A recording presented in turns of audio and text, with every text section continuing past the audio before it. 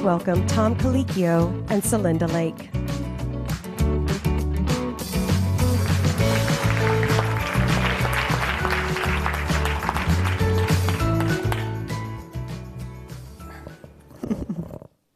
Good morning. That last presentation was really wonderful. It's kind of why, after 30 years of cooking professionally, I'm still excited to see young chefs who are just so involved. It's really great to see. I think we should give her another round of applause. In a few seconds, I'm going to introduce Celinda Lake, and Celinda Lake is a political strategist and a researcher, and so she's a pollster. She tests to see what messages work. And she has some really fascinating data that she's going to share with everybody today. 3 years ago, we launched Food Policy Action, and we started by using a scorecard to grade Congress on how they vote around food issues. And we thought that would work and gain some traction, and it did to a certain extent. We heard earlier today from Mark Bittman on how our food system is broken, and I think a lot of us would agree that we need to address this and fix it. And so after we launched the scorecard in the last presidential election, what really pissed me off was the fact that I'm sitting here, we watched about 30 debates, okay, and not once was food mentioned, with the exception of Newt Gingrich calling President Obama the food stamp president. So if that passes for conversation in Washington, we understand now why our political system is broken as well. And so the question was, how do we raise this conversation up to that level? And so, of course, luckily for me in Food Policy Action, I have people who are running the organization, like Claire Benjamin, who's here today, who kind of understand the politics of how things get done. Nothing gets done, no message gets out there unless it's tested. And that's why Celinda is here, because that's what she does. She's out there testing these messages. The great news is that we found that some of these messages, some of these things that we're talking about today really resonate with voters. And so today, Food Policy Action and Union of Concerned Scientists, and I'm losing here we go. I need glasses these days. I can't read anymore. I can't see anymore. We are announcing our... And Heal Foods, that's it, Heal Foods. We are announcing our Plate of the Union. And so what we are trying to do, and what we're moving towards, is we want to get anyone who is running for president, for the office of president, we want them to start talking about our food system. We want to know, number one, do they acknowledge it's broken, and what do they plan to do about it? The great thing is now, because of the work that Celinda's doing, we know that we can give them a message that will work. We know we can give them a message that people care about. This is the first step into actually elevating this conversation. Because we know one thing, government's always one step behind the populace. They're not going to do something unless they feel they have to do it. And that's not everybody out there. There's some amazing people that are doing great work around food in Washington. We'll hear from Shelley Pingree later on today. She's here, she's Congresswoman from Maine. Jim McGovern's doing some great work. Senator Blumenthal from Connecticut is doing some great work.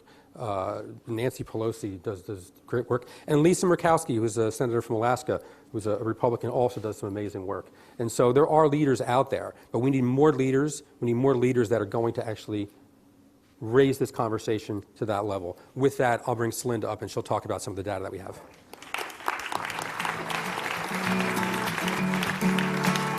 Thank you. Well, thank you very much. It is wonderful to be here, and this is so different than the usual group that I get to present data to, cynical politicians and their media consultants, so it's great to be here. Tom is right. He got one thing wrong, though. He said that usually Washington and the politicians are one step behind the public. In this case, I think they're more like 10 steps behind or 100 steps behind. And this research was very exciting. You were the first to hear it. It is fresh off the presses. It is, I work on the Democratic side of the aisle. It is done with a woman named Chris Matthews, who works on the Republican side of the aisle. So our job is to find winning messages. We also get to talk to people who, frankly, would run on the moon is made of green cheese if that would get them elected. So this is a very impartial crowd, and yet these are wildly, wildly successful messages. I want to thank Tom for his leadership. He's certainly the funnest non-politician I get to work with. And I want to give a shout out also to Food Policy Action, Union of Concerned Scientists, and HEAL for having the vision to do this polling. So let me show you the results. Let me share with you the secret message, and then let me tell you how this worked. So first off, we asked people, how do they feel about different food issues? How do they grade our system? And the public understands that there are some aspects, or believes there are some aspects of our system that work quite well, and they believe there are some aspects of our food system that do not work well. By the way, I thought people would have no idea what the word food system means. They totally understood what it meant. They wouldn't have necessarily volunteered it, but they completely understood it, and they thought of there as being an interconnection. So people give high marks for the availability of food in America, although people are aware and volunteered food deserts, and people of color were quite aware of that. But they were concerned about the availability of healthy foods. You can see that's dropping off quite a bit. And then what's really noticeable, and the key here, is affordability of healthy food. People are still very, very concerned that healthy food is not available to them. People also gave low marks on sustainability of agriculture. And by the way, they link the two. They totally understand the link between our environment, among our environmental policy, our farm policy, and our food policy. So then we asked people how important and how well does our system do on healthy food choices, access to healthy food, and environmental protection. And people thought all of these things were important. And you can see on the bottom half of this chart, these are not even policy discussions for the public. These are what we would now call core values. They are valence issues. But the public doesn't think our system is doing a very good job right now. They think there are healthy food choices, and of course that's what the conservatives run against us on in the industry. They say, oh, well, everybody should have their own choice. But they don't think there's equal access, and they don't think the environment is being very well protected. We then asked people, what's your top priority? And the number one thing that people wanted was healthy food being more affordable. This is the really key linkage for the public. And one thing that's quite interesting, by the way, is that money and food are very linked for people, and I'll share that linkage for you in a moment. The future is ours. The people who most place the highest priority on having healthy food available, millennials. 61% said it was an absolute top priority. And people of color, particularly Latinos, 64% said healthy food is a top priority. Children and health are really very, very important for the public. And in fact, one of the things that just absolutely flabbergasted the public and was a total conversation stopper was that children are expected to live shorter lives than their parents. People were flabbergasted at that. And it fits into a broader theme that's going on because today 75% of Americans believe their kids will be worse off than them. Now, first of all, people like my family moved from God knows where, poverty in Ireland, to New York, to Montana, and a ranch in Montana, by the way, because they wanted their kids to be better off. People also put up with those damn annoying teenagers because they're supposed to be better off when they get through all of this. If your kids are not going to be better off, people think that's a fundamental violation about what this country is supposed to be all about. People are extremely upset about it. They are also upset about the health factors. And while they're upset about obesity, they believe that obesity is a combination of food and lifestyle, but they're very concerned about diabetes, they're very concerned about antibiotics, and that people had stunningly high levels of awareness of antibiotics, Women in particular, it is up to the women, are really paying a lot of attention to these issues and believe that they are the keepers of their families. By the way, everybody in America thinks they have a family. We have cloned sheep, but we have not cloned people yet. And people don't really care who's in your family. They think they got enough problems with their own family. They're not going to microanalyze who's in your family. People are also extremely focused on these issues as Halloween, Thanksgiving, and Christmas come up, and Hanukkah. So a great opportunity to have this conversation with the public. So the health and food connection, the children connection, very, very strong. This was a little surprising to us. The other really strong linkage here is the influence of money in politics. Now, people have the story of money in politics in their head. It's a very well-defined frame for them right now. But it was new to think about it in terms of food policy, though people resonated to it immediately.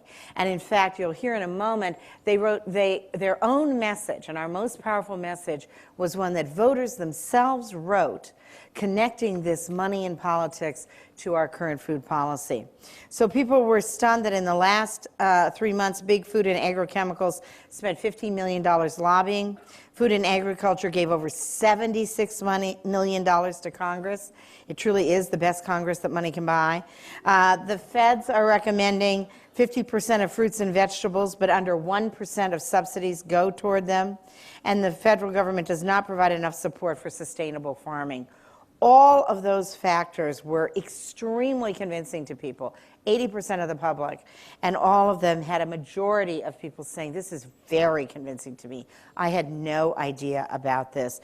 This is, by the way, testing about 10 to 20 points stronger than your traditional political message.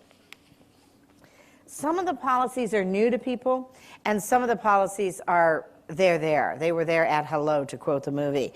So 75% of people favor, 62% strongly, that we need government incentives to encourage sustainable farming practices to protect the environment. Now, people are not completely clear what sustainability means.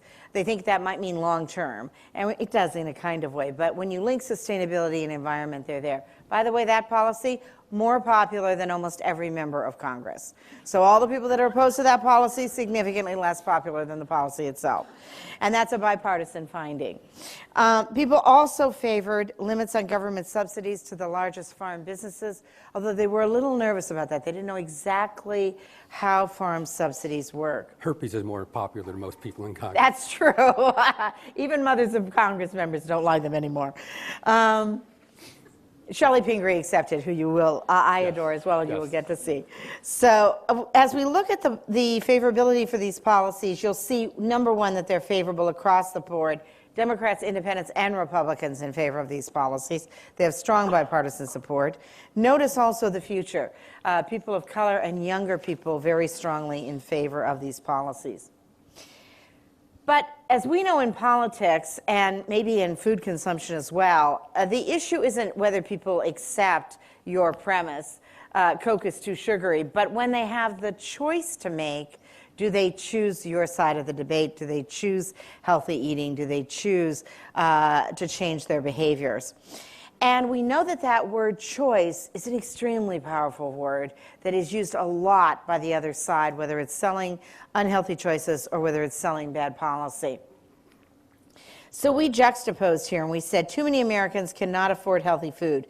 We need to make healthy and nutritious food more affordable for every American versus every American has a choice. We need to let Americans, not the government, decide what to buy, cook, and eat. And you'll notice we won this debate by over 20 points, 53 to 31. We won overwhelmingly Democrats. We won independents. And we got a third of Republicans for whom that anti-government sentiment is still a strong one. The funnest part of this, though, was actually developing the winning messages. And there were two messages that tested extremely well, and let me read them to you. The first one, written by the voters, not taken in by the pollsters initially. This is what they came up with, making the linkage themselves. And listen to how populist and how powerful this message is.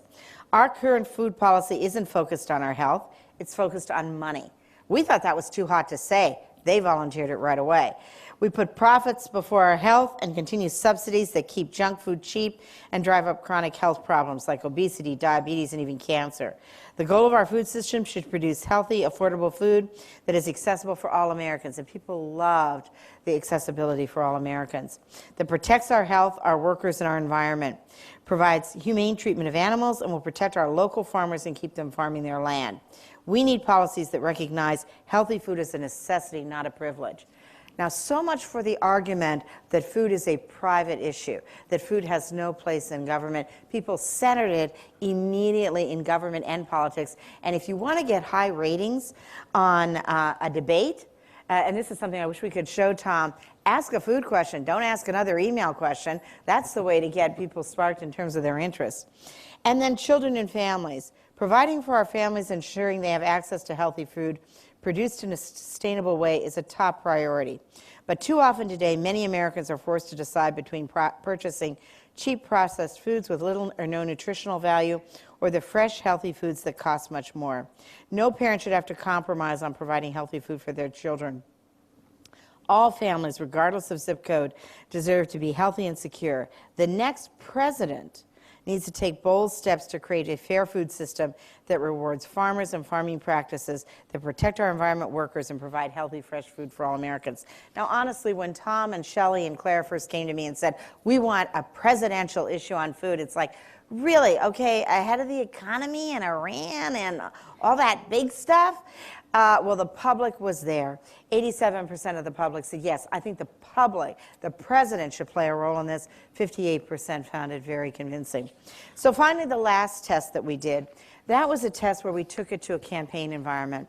And we took it to one of the hottest races and one of the swing races in Florida, a congressional race between Gwen Graham and Congressman Sutherland. Sutherland had the dubious honor of having a really bad record on food issues. And this voting record is really a secret weapon here.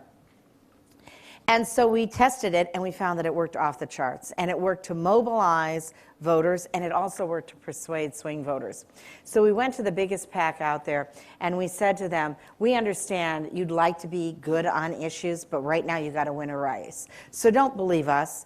Test this message with your own message. If it comes out on top, put it in the mail. If it doesn't come out on top, we'll go away. We'll give you the money. You can put it behind any message you want. Top testing message in the congressional district among voters, particularly persuasive to women and particularly mobilizing to African American voters. So this is a well-kept secret in the political world, but something that the public is already there. And I thank you so much for all of your activism to get this issue in the position it's in. Right, and Gwen won that election by Yes. about 3,400 votes. Yes, right, thank you. Close election. I forgot the key. Real quick, I think we're going to be out of time for Q&A, but real quick, can you just talk about where you collected the data? Oh, yes, good idea, thank you. So this was a nationwide poll of 2016 likely voters. It's representative across the country of people who vote. People who don't vote, frankly, even more supportive of these issues, but the likely 2016 electorate nationwide. Thank you, Tom. Right. We have 1 minute for questions. Also, after this, we're doing a press conference down in the press room, so anybody who wants to join us down there for... Where can we see this in where we can use it ourselves? I mean, you talked really fast. I couldn't even take notes. Yeah, it's being launched today, so the press has it. We launched the campaign today. Plate of the Union campaign was launched today. And it'll be on the website. You can go to the website, fpa.org, and you can get it there, foodpolicyaction.org. Yeah. Hi, right here. You're all going to get it. Okay. To the information. I'm Jerry Maserati. I think you're going to get it all on the, if you go to NY Times Live on your app. Mm-hmm. I think it's being pushed, a link is being pushed out to you, so you'll have a printed, a version you can print out or something, I think. Great. Hi. I just have one question. I'm curious to know when you polled, if you provided a definition of the word healthy. I just feel like it means so many different things to so many Americans. Like if they want cheaper, healthy food, they could be talking about Power Bars or they could be talking about broccoli. Just yeah, really good question, and we didn't. Although people are really having a lot of awareness about things like chemicals, which was mentioned in the previous panel, sugar, salt. So yes, we did not. We let people define it for themselves, and you're right, it is a broad range. But it is a range where the education level is taking off fast for people. Right. Thank you very much. Thank you.